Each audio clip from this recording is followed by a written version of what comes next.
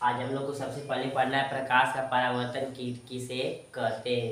और देखते हैं सबसे पहले प्रकाश का परावर्तन किसे कहते हैं। जब प्रकाश की किरणें किसी समतल तल से या चिकनी सतह से आपतित होती है, आने के बाद पुनः उसी माध्यम में टकराने के बाद वापस चली जाती है, तो इस घटना को प्रकाश का परावर्तन कहते हैं। अर्थात आप देखते हैं कि प्रकाश के परावर्तन की क्रिया कैसे होती है। जब प्रकाश की किरणें आती है तो आने की क्रिया को आपतित किरणें तथा जब टकराने के बाद पुनः उसी माध्यम में वापस चली जाती है, तो जो जाने क्रिया को उसके परावर्तित किरण कहते हैं। तथा इस पर खींचे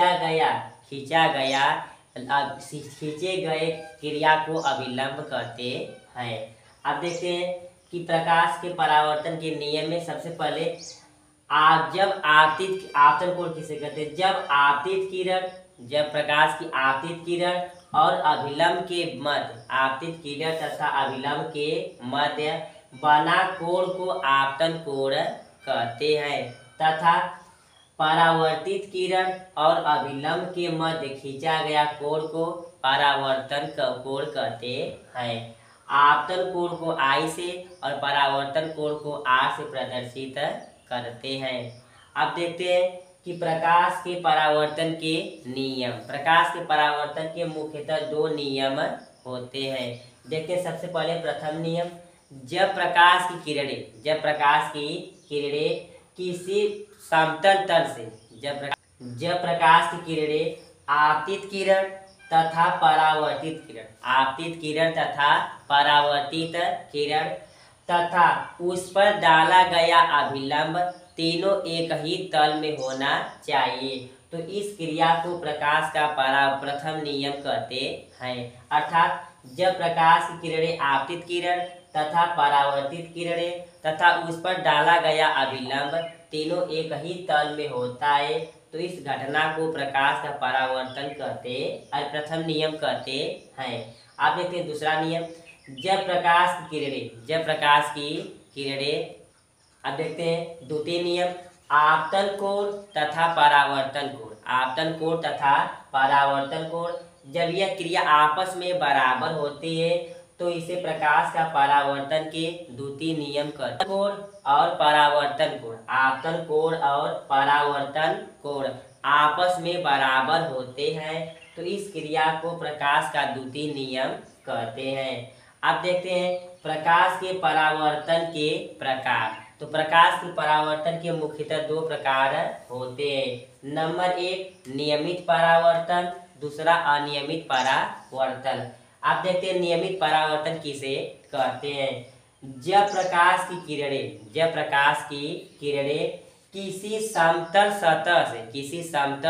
सतह से जिस माध्यम से आती है और आने के बाद टकराकर पुनः उसी माध्यम में वापस चली जाती है, तो इस क्रिया को प्रकाश का परावर्तन के नियमित परावर्तन नियम कहते हैं। अर्थात आपतित किरण जिस माध्यम से समतल टकराती है, जितना उसी माध्यम से पुनः वापस चली जाती है, तो जो एक नियमित रूप से क्रिया होती है, तो इस नियम को नियमित परावर्तन कहते हैं। आप देखते हैं दूसरा नियम।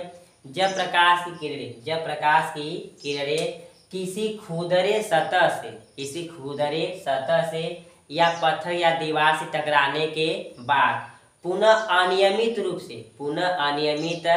से पर इस घटना होती है, तो इस घटना को अनियमित परावर्तन के नियम कहते हैं। आप देखते हैं दूसरा कि प्रतिबिंब किसे कहते हैं। आप देखते हैं सबसे पहले प्रतिबिंब किसे कहते हैं। जब प्रतिबिंब का अर्थ होता है कि जो प्रकाश किरणें में जो छाया बनती है या जो प्रतिबिंब दिखाई देती है, उसे प्रतिबिंब कहते हैं। अर्थात किसी वस्तु की जो परछाई बनती है वही प्रतिबिंब कहलाती है। प्रतिबिंब जो होते हैं मुख्यतः दो प्रकार के होते हैं, एक वास्तविक प्रतिबिंब और एक आभासी प्रतिबिंब। अब वास्तविक प्रतिबिंब वह प्रतिबिंब होता है जहाँ पर किसी वस्तु का प्रकाश के माध्यम से उस वस्तु की वास्तविक छाया दिखाई देती है, तो इस घटना को हम लोग वास्तविक प्रतिबिंब कहते हैं। अर्थात किसी वस्तु का जो पूर्ण रूप से उसकी छाया बनती हुई दिखाई देती है, उसे वास्तविक प्रतिबिंब कहते हैं। दूसरा होता है आभासी प्रतिबिंब। जिस वस्तु का प्रतिबिंब दिखाई दे परंतु उसमें आभास किया जाए, तो इस घटना को आभासी प्रतिबिंब कहते हैं। अर्थात आभासी प्रतिबिंब वह प्रतिबिंब होता है जब किसी वस्तु का प्रतिबिंब बनता है, हमें पूर्ण रूप से उस स्थिति का पता न चलता है, केवल आभास करते हैं, तो इस घटना को आभासी प्रतिबिंब कहते हैं। जैसे सड़क पर चलते हैं तो सड़क पर जो होती है उनकी जो चित्र दिखाई देते, ऐसा लगता है कि मानो पानी दिखाई देता है, तो इस घटना को आभासी प्रतिबिंब कहते हैं। तथा वीडियो को लाइक, सब्सक्राइब और शेयर जरूर करें। धन्यवाद।